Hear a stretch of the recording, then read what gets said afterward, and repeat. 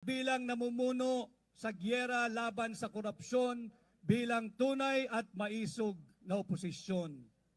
Aking pinamumunuan at bilang senador ninyo, nais kong amyendahan ang tinatawag nating batas laban sa pandarambong, ang batas laban sa mga mandarambong.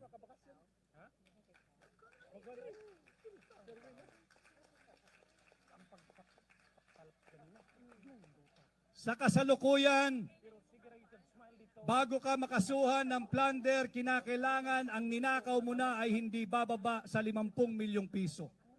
Isang malaking kalokohan. Kaya bilang senador ninyo, aamyendahan natin yung plunder law, ibababa natin ang threshold mula 50 million to 1 million pesos na lamang. Tuldukan na natin ang naging kultura na ng korupsyon sa pagsisilbi sa bansa.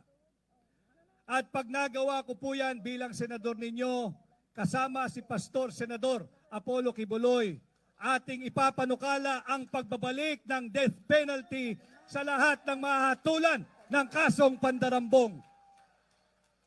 Death penalty sa lahat ng mahatulan sa kasong droga na siyang kasasangkutan ng mga taong gobyerno, mga banyaga, foreigner o dayuhan. At siyempre, ang lagi kong sinasabi, ang Alpha and Omega, the beginning and the end of the corruption in our country is our yearly national budget.